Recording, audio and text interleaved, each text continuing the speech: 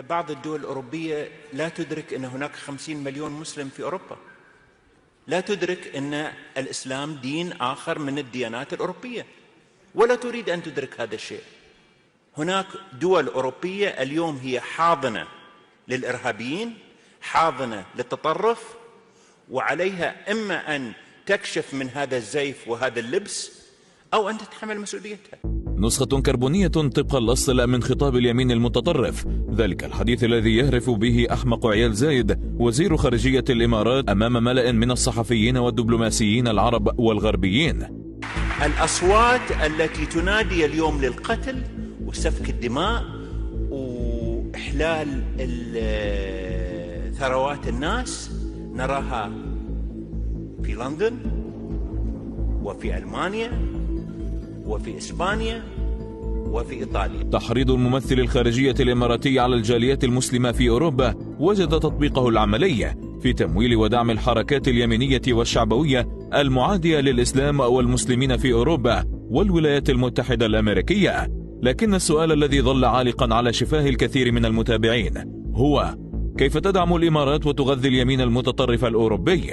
مؤخرا فقط كشفت التحقيقات منافذ وقنوات الدعم الإماراتية لليمين الشعبوي المتطرف واستهداف قضايا الجاليات المسلمة ووصمها بالإرهاب والسعي إلى حرمانها من حقوقها القانونية، ولم لا العمل على إعادتها من حيث أتت، كما طالب بذلك زعيم اليمين المتطرف في بلد كهولندا.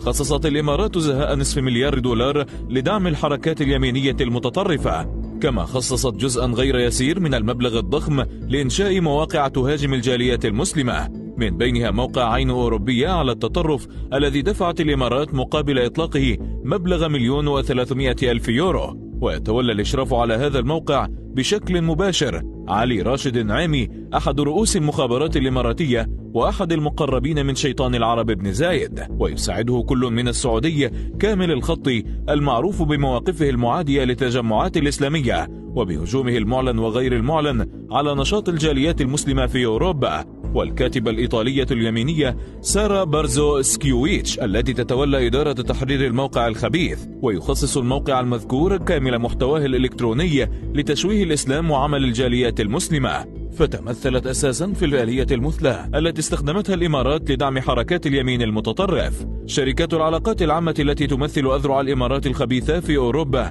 والتي تصطاد من خلالها الكتاب والصحفيين والمثقفين وبعض الأحيان كبار الساسة وصناع القرار في البلدان الأوروبية. ومن أبرز لوبيات الضغط التابعة للإمارات والتي أخذت تنشط في الترويج للإسلام فوبيا وخطاب معاداة الإسلام بهدف تسميم الخطاب العام الغربي اتجاه الإسلام والمسلمين. مؤسسة الضغط، كولر كونسالتنت، بالمال كوميونيكيشنز، كورنستون جلوبال أسوسيست، وهي مؤسسات تحظى بدعم مالي سخي من وزارة الخارجية الإماراتية تحت شعار محاربة التطرف ونشر قيم التسامح الديني التي تستثني منه الإمارات مسلمي أوروبا والمسلمين في البلدان من غالبية غير مسلمة، على غرار الهند وميانمار والصين التي تغدق الإمارات على حكامها المساعدات وتستقبل سفاحيها بالأحضان والقبلات. أنا متأكد بل أجزم أن سنرى متطرفين وإرهابيين يخرجون من أوروبا أكثر مما نراه اليوم في العالم العربي.